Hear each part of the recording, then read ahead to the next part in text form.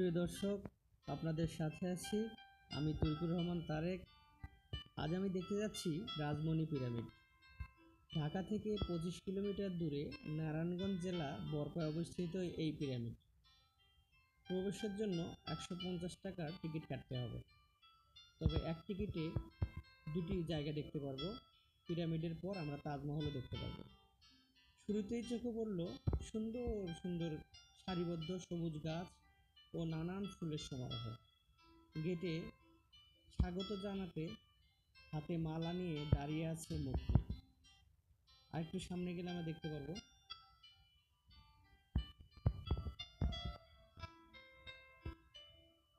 প্রথমে একটা গেট পড়লো, আর মেইন চত্বরে 3-4টা গেট পড়বে। অনেক দর্শনার্থী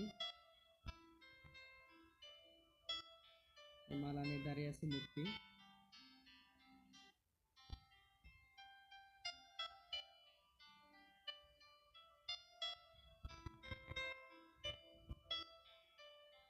ডান পাশে দেখতে পাচ্ছি দুটি রাইডস, পালকি ট্রেন বা ড্রাগন ট্রেন, মুখটা দেখে ড্রাগন মনে হলো, এবং নৌকা। পানি না থাক, এটা হাওয়াই নৌকা।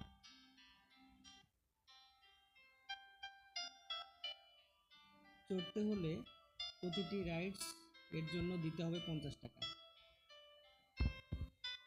আছে সুন্দর বসার জায়গা, আপনি বসে ক্লান্তি দূর করতে পারেন।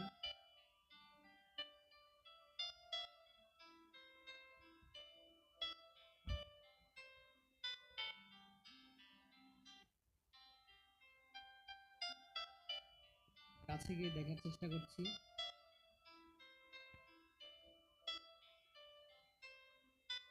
নৌকায় চড়তে একটু ভয় পাই, যখন তারা এই পাশ থেকে এই পাশে মানে চলা শুরু হয় নৌকাটা, তখন আমার একটু সমস্যা হয়। আমি ছোটবেলা থেকে দোলনায় অভ্যস্ত না। ওয়াও, ড্রাগনের মুখ, এটাই ভাল লাগছে। ট্রেনে চড়বো, ড্রাগন ট্রেন বা পালকি ট্রেন। আহা, কি আনন্দ!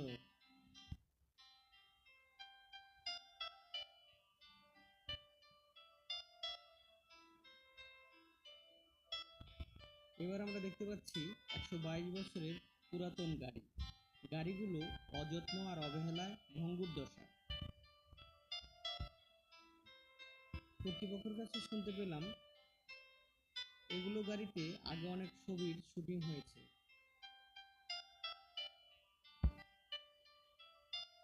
গাড়ির মডেলগুলো আমার ভালোই লাগলো।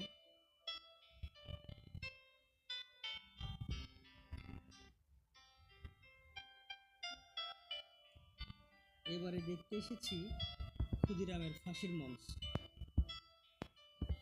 ক্ষুদিরামের ফাঁসির মঞ্চ দেখে গা শিউরে উঠল। মনে পড়ে গেল সেই গান, একবার বিদায় দে মা ঘুরে আসি। ক্ষুদিরাম ছিলেন একজন ভারতীয় বাঙালি বিপ্লবী। তিনি ভারতে ব্রিটিশ শাসনের বিরুদ্ধে বিরোধিতা করেছিলেন। ক্ষুদিরামের সেই সময় বয়স ছিল 18 বছর। তিনি ছিলেন ব্রিটিশ বিরোধী সর্বকনিষ্ঠ বিপ্লবী। দেখতে পাচ্ছি অনেক দর্শনার্থী।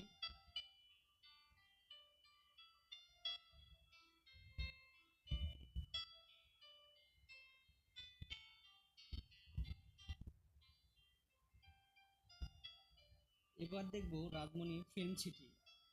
এখানে দুটি স্টুডিও কক্ষ আছে। ক্যামেরাগুলো নাটক, সিনেমা, ফটোশুটের কাজ করা হতো। বড় মাছের অ্যাকুরিয়াম দেখতে পাচ্ছি। এখানে নানা রঙের মাছ আছে, অনেক ভালো লাগছে। প্রিয় দর্শক শ্রোতা, আপনারা সময় পেলে এখানে আসতে পারেন, অনেক আনন্দ করতে পারেন, ঘুরতে পারেন।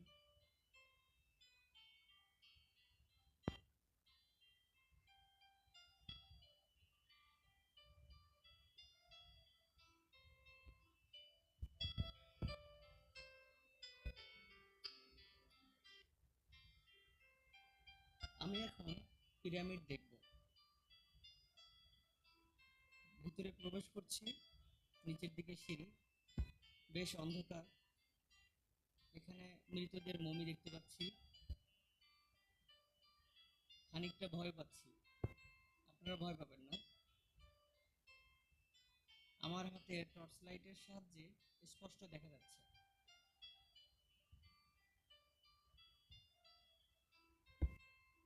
ছোট বাচ্চাদের ভিতরে না নেওয়াই ভালো, কারণ তারা বেশি ভয় পেতে পারে।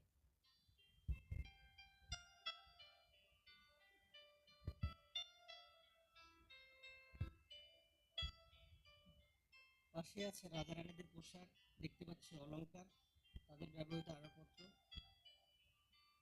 এখানে পাখির মেলা, ভিতরে 20 টাকা মূল্যে প্রবেশ করা হয়। এখানে আছে কামেল পাখি, ময়না পাখি, কবুতর, লাভবার্ড ইত্যাদি। এখানে কৃত্রিমভাবে ছবির হল তৈরি করা হয়েছে।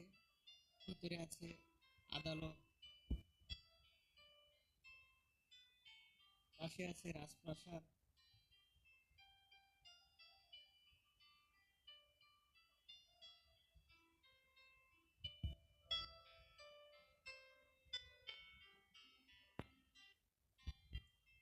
সোনাতলা গুপ্তপ্রাসাদ দেখতে পাচ্ছি।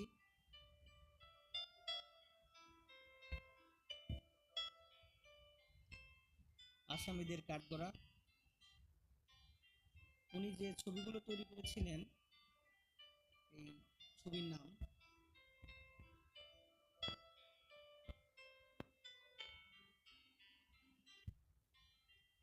খানিকটা বিচারকের স্বাদ নিলাম, মন থেকে ভালোই লাগলো। এবার দেখবো বেহুলার বাসর ঘর। রাজা লক্ষিন্দর ও রানী বেহুলা বাসর ঘরের ফুলসজ্জায় শুয়ে আছেন, এখানেই সাপে কাটে। প্রিয় দর্শক, আমার ভিডিওটি ভালো লাগলে কমেন্টস করবেন, আর যারা সাবস্ক্রাইব করেননি অবশ্যই সাবস্ক্রাইব করবেন। আল্লাহ হাফেজ।